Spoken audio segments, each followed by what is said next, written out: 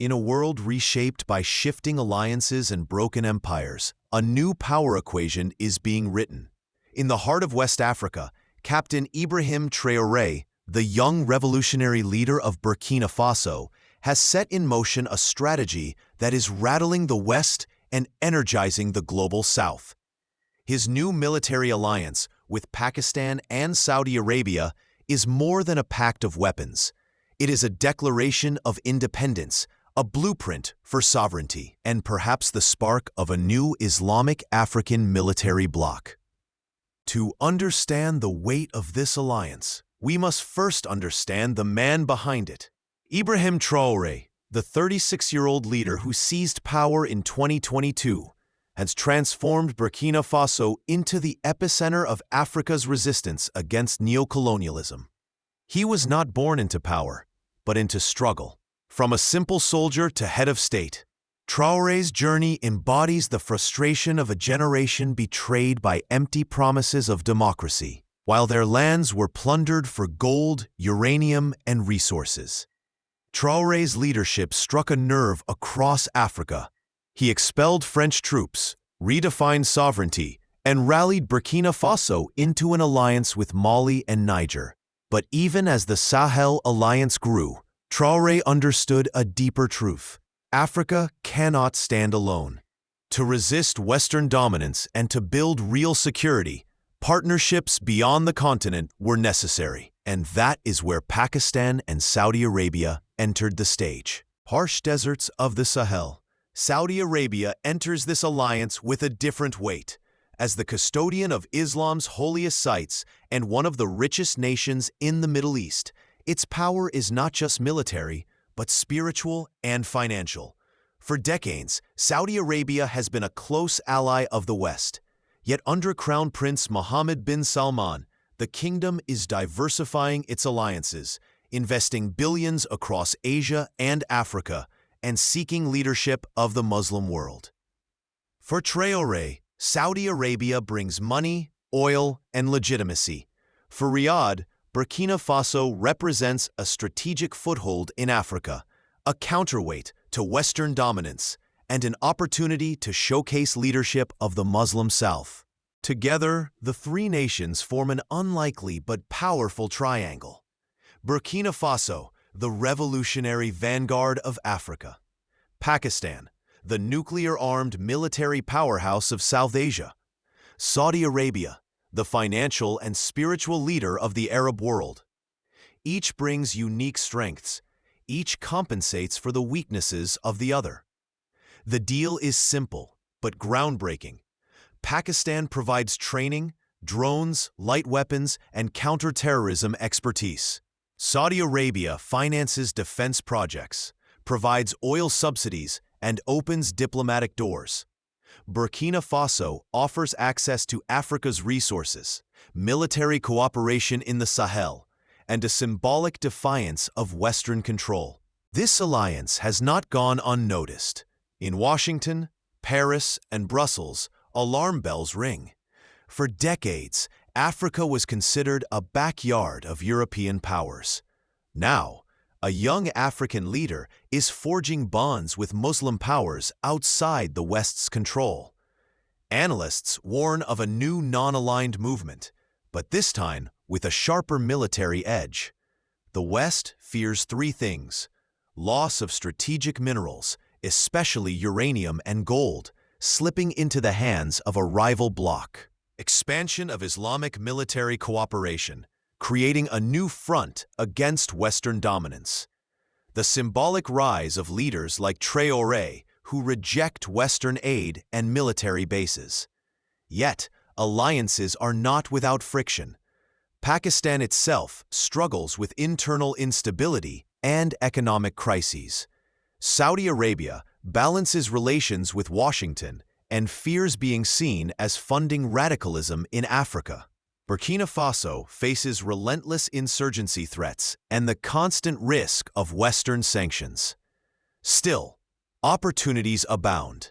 Military drills, African arms factories funded by Riyadh, Pakistani defense engineers setting up drone production in Ouagadougou, and Saudi oil discounts fueling African economies. If successful, this alliance could inspire other African nations, Mali, Niger, Guinea, to join, creating a wider Muslim African defense network. What we are witnessing is more than a military pact. It is a rewriting of the balance of power, a new bloc that challenges Western monopoly, an Afro-Arab-Asian alliance that could reshape geopolitics from the deserts of Mali to the mountains of Kashmir, and at its center, Captain Ibrahim Traoré, the soldier who defied empires, now building one of his own. In the chronicles of history, there are moments when unlikely alliances change the course of nations. Ibrahim's new military alliance with Pakistan and Saudi Arabia may be one such moment, whether it sparks stability, confrontation, or a new order. Only time will tell. But one thing is certain. The globe south has found its voice, and the world can no longer ignore it. The future is being written in Africa.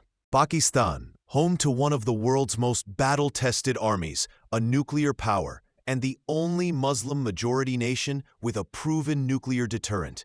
For decades, Pakistan has walked the tightrope of geopolitics, balancing alliances with China, Saudi Arabia, Turkey, and the West.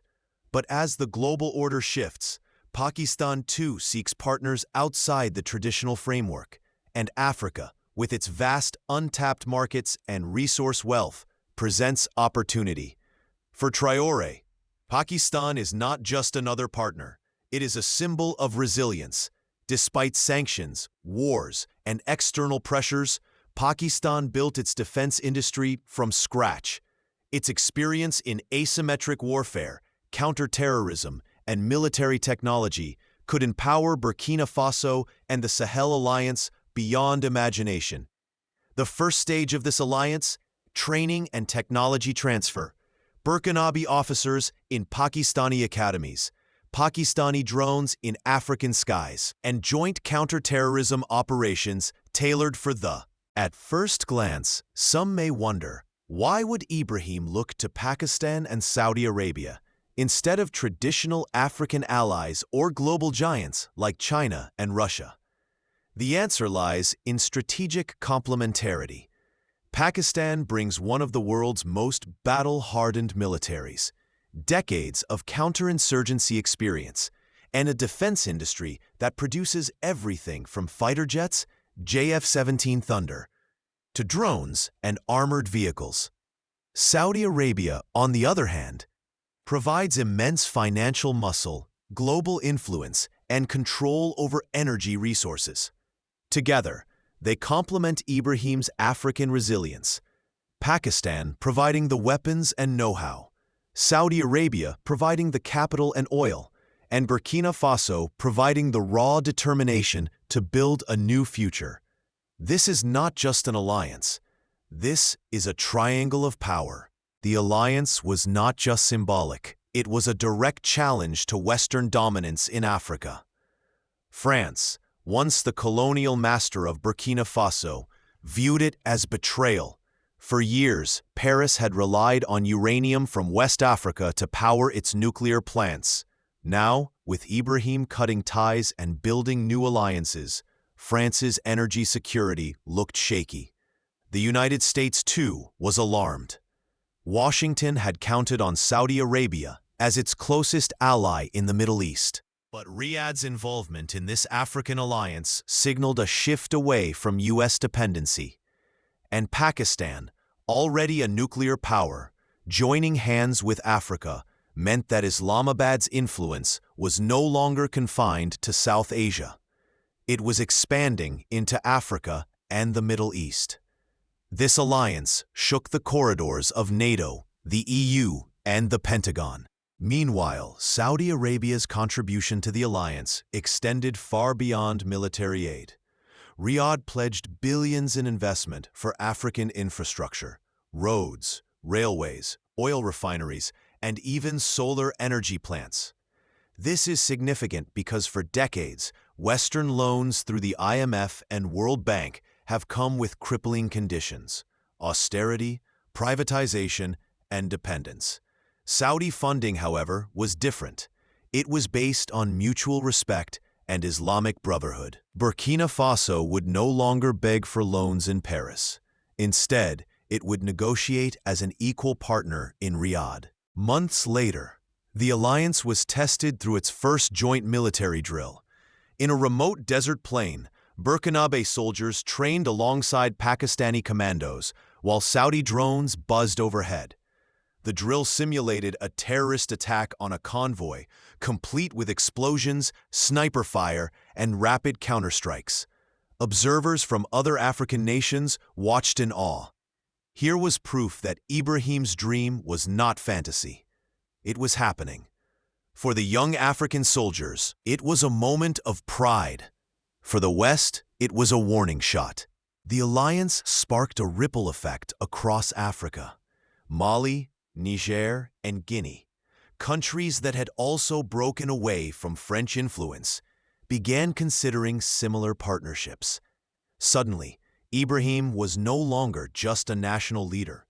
He was becoming the face of African resistance, a symbol of defiance against neo-colonialism.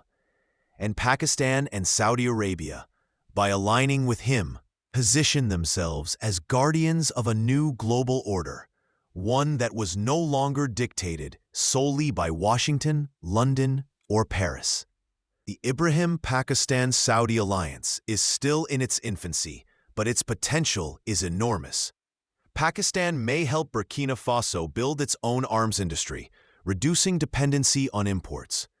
Saudi Arabia may fund a Pan-African defense bank, allowing African nations to finance their security without Western loans.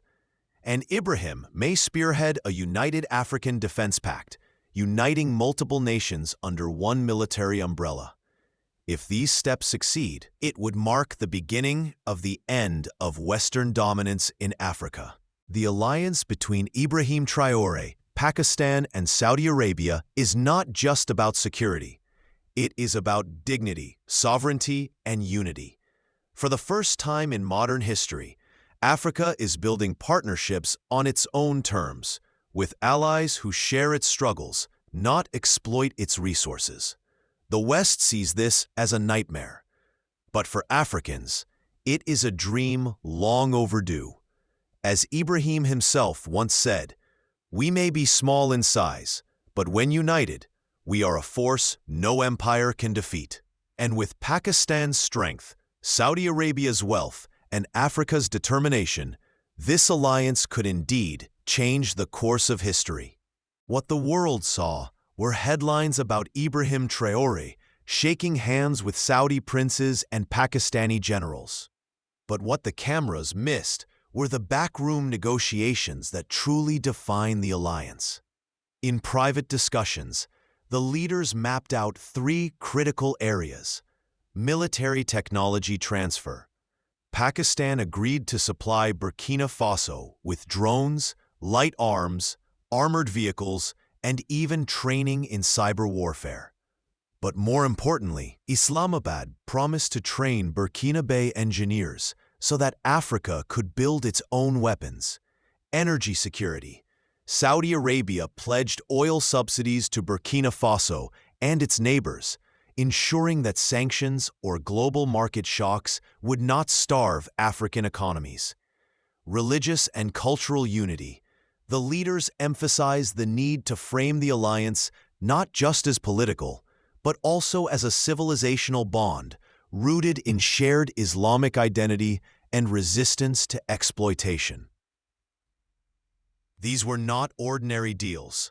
They were blueprints for independence. For the first time, Burkina Faso is not just receiving aid, it's writing its own military doctrine, one that blends African resilience, Pakistani experience, and Saudi resources. This doctrine will spread.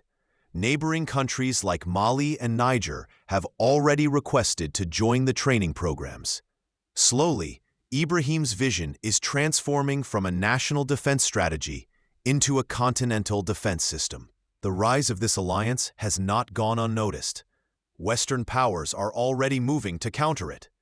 France has increased military pressure in neighboring countries, warning them against aligning with Ibrahim. The U.S. is using its influence in the UN to paint the alliance as destabilizing. European media continues to brand Ibrahim as a radical who is dragging Africa into chaos. But these countermeasures have only fueled resentment. Across Africa, young people see the West's panic as proof that Ibrahim's strategy is working. Pakistan's role in this alliance is deeper than weapons. Pakistan has faced decades of hybrid warfare, from drone strikes to economic sanctions, from border conflicts to proxy wars. Burkina Faso now benefits from Pakistan's lessons learned: how to build a resilient economy under pressure, how to train intelligence agencies to detect foreign interference, how to fight insurgencies without losing the support of local populations. This is invaluable knowledge. It cannot be bought with money. It is earned through blood and struggle. While Pakistan strengthens Burkina Faso militarily, Saudi Arabia uses soft power to shield Ibrahim diplomatically. At the Arab League and the Organization of Islamic Cooperation, OIC, Saudi diplomats are quietly lobbying for African voices to be included in global decision-making.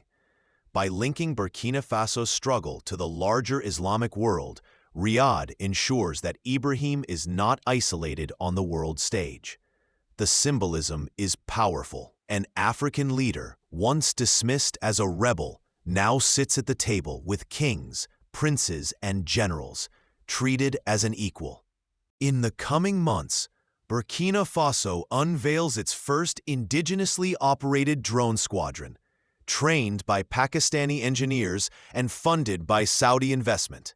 The camera pans over a desert airfield. Drones rise into the sky, sleek and silent. Burkina Faso operators, once reliant on outdated rifles, now sit behind digital screens, guiding these machines with precision. This is more than military progress. It is a symbol of transformation. Burkina Faso has jumped from being a victim of terrorism to a technological player in the fight. The Ibrahim-Pakistan-Saudi alliance sparks what some analysts call the new Bandung spirit, a reference to the historic 1955 Bandung Conference, where Asian and African nations first united against colonialism. Mali proposes a joint West African defense force. Niger signs an energy deal with Saudi Arabia. Guinea invites Pakistani advisors to modernize its army. This ripple effect alarms the West, but excites the global South. A new non-aligned movement is rising, this time not as a passive bloc, but as an active power network. But the West will not simply watch. Intelligence leaks suggest that Western private military contractors, PMCs, are being deployed to sabotage the alliance. Covert operations aim to destabilize Burkina Faso's borders, fund insurgents, and spread propaganda. In a shadowy conference room in Paris, a NATO strategist warns, if this alliance succeeds, Africa will no longer be ours. We must contain Ibrahim before it's too late. This foreshadows a proxy war, with Burkina Faso as the front line. The alliance now stands at a crossroads. Path 1. Success. The alliance strengthens, bringing more African nations into its fold. A new African defense pact emerges, supported by Saudi financing and Pakistani expertise. This shifts global power permanently, making Africa a central player in the 21st century. Path 2. Sabotage. Western interference destabilizes the movement. Propaganda, economic warfare, and covert operations tear the alliance apart before it can fully mature. Which path will prevail? That depends on Ibrahim's resilience, Pakistan's consistency, and Saudi Arabia's commitment. He declares, "We are no longer slaves to the old order. We are not the backyard of Europe, nor the laboratory of America. We are Africa, free, proud, and united. With our brothers in Pakistan and Saudi Arabia, we march toward a future where our children will never kneel before any empire again." The crowd erupts in cheers. The camera pans upward, capturing flags of Burkina Faso, Pakistan, and Saudi Arabia fluttering together under the golden African sun. This is not the end of the story. It is only the beginning.